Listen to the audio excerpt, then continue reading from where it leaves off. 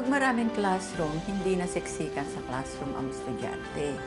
Mas madaling magturo ng ang estudyante mo 50 lang kesa sa 70.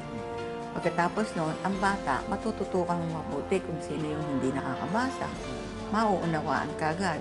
Nagpapasalamat po ako kay Mayor Kong Echeverry kasi po sa mga proyekto na ginawa niya, yung sa chair namin, tapos sa mga libro. Yung focus po ng teacher namin, sa amin lang talaga nakatuon.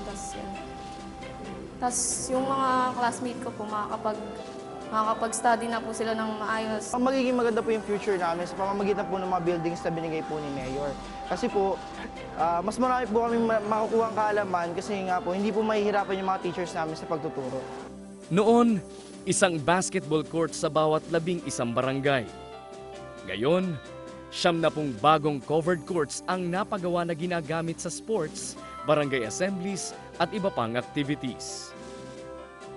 24 na covered courts pa ang naitayo sa loob ng mga school campuses. Naiiwas po kami sa mga bisyo gaya ng droga, tapos nakakatulong po ito sa aming mga kabataan para maging malusog po yung pangangatawan namin kasi nagiging ehersisyo po rin po namin ito sa araw-araw. Nagpagawa rin si Mayor Ricom ng 102 deep well sa North Caloocan kung saan walang tubig ang mga mamamayan. Nagpatayo ng 28 daycare centers, health centers at iba pang public buildings na nagkakahalaga ng 111.8 milyong piso. Kung noon, kulelat ang Caloocan sa 14 na lungsod sa National Education Achievement Tests sa National Capital Region, ngayon, rank number 3 na ang Caloocan dahil sa suporta at tulong ng pamahalaang Echeverry sa edukasyon. Kami sa UCC ay kasama ng aming administrador na si Dr. Fiesta. Kami ay nagpapasalamat sa ating butihing mayor sapagkat napakalaking tulong na ginawa niya sa University of Caloocan City. Hindi lamang sa mga sweldo ng mga professor, of course, sa ating mga estudyante, sa binibigay niyang tulong in terms of facilities, materials na kailangan ng mga bata, at saka yung aming benefits din bilang government employee ay hindi niya kami pinababayaan. Si Mayor, advocator na good education yan eh. Unang-una siya rin yung nung nakaraang taon, niya patataasin ang national achievement ng mga bata. Tinutulungan niya kami, sinusuportahan niya kami. Financially, educationally. Kasi educationally, nagbibigay sila ng mga seminar. Marami siyang seminar binibigay sa principal, sa mga teacher. Tapos sa bata rin, ang maganda rin sa kanya, ang mga batang marurunong, binibigyan niya ng suporta. Parang every graduation yata, lahat ng valedictorian, binibigyan niya ng cash amount para makapagpatuloy pa rin siya ang mga bata.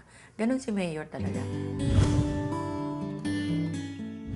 Hindi matatawaran ng malasakit ni Mayor Ricom sa kalusugan ng bawat residente ng Caloocan. Inuna niyang baguhin ang dati kinatatakutang ospital ng Caloocan. Ginawang moderno at mas episyente ang President Diosdado Macapagal Memorial Medical Center. Naglaan ng 10 milyong piso para sa pagbili ng modernong kagamitan. Unang-una sa ospital. Ang ospital natin ay napakalaki ng improvement ang nagawa. First sa manpower pa lang. Pakarami nating doktor na mahuhusay na nagamaman ngayon sa ospital. Marami tayong espesyalista at ang emergency room natin ay lagi meron 3 hanggang 4 na doktor na nandoon para tumanggap ng mga pasyenteng emergency. In terms naman sa serbisyo, ang ating ospital ay tumatanggap ng mga charity at charity patients. At lagi ang occupancy rate ng ating ospital ay lagi nasa 90% and above. Ibig sabihin talagang punong-puno lagi ang ating ospital. At marami na rin tayong mga serbisyo na papamigay. Nandyan na yung mga complete laboratories. Tapos working ang ating pharmacy na nagbibigay din ng mga murang gamot. At ang ating mga ultrasound, x-ray, at saka yun nga mga nursing services na napakaganda ng serbisyong nabibigay sa mga pasyente. Yung laboratory, ang laboratory then was not licensed at wala talagang kagamit-gamit. Ngayon, kumpleto ang mga equipments at ng laboratory natin at nagagawa na lahat ang mga laboratory request na hinihingi ng mga doctors. Bumili din ng pamahalaang Echeverry ng 2 state-of-the-art mobile clinics na fully equipped upang maabot ng serbisyong medikal ang malalayong barangay. Ito'y bukod tangi lamang sa Caloocan.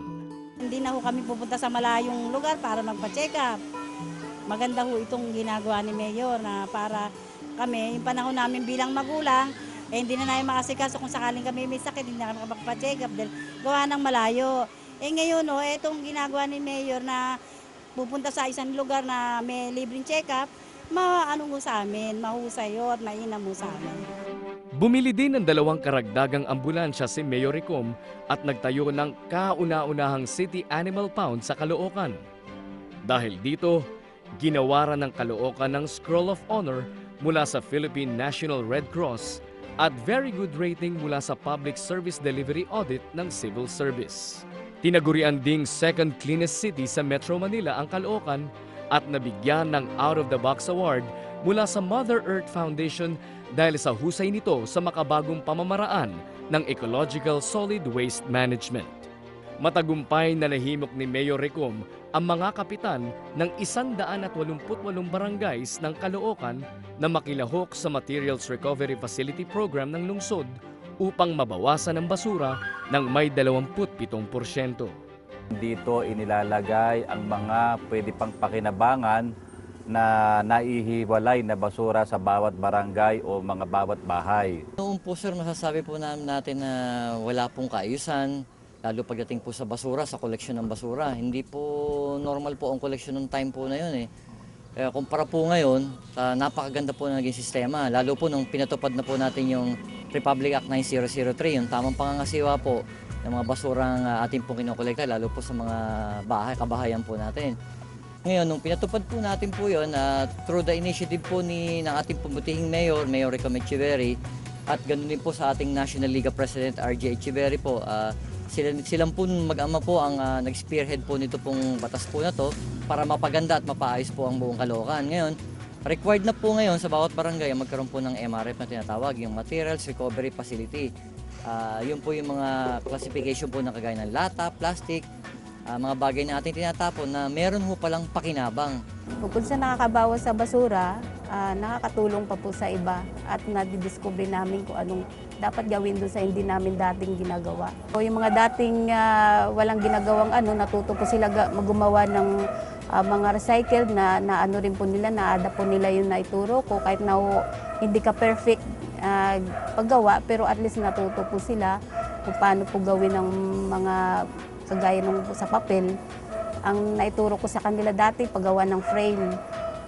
Doon naman po sa Bagumbo Elementary School, yung paggawa po ng bulaklak at saka po yung ganitong sa gawa sa kutsara na nasa bilao po. Pwede nilang pangregalo or maibebenta ng mura. Dito po sa Caloocan ay hindi na kailangan pangdisiplinahin ang mga residente sa pagtatapon ng basura sapagkat sistematiko po ang ating pamamaraan kung paano makukolekta ang mga basura dito sa Caloocan.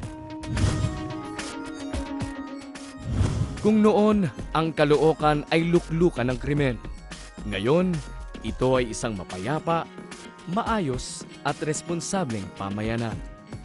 Dahil na rin sa napakalaking tulong at suporta na binibigay ng pamahalang Echeverry sa Pulis Caloocan.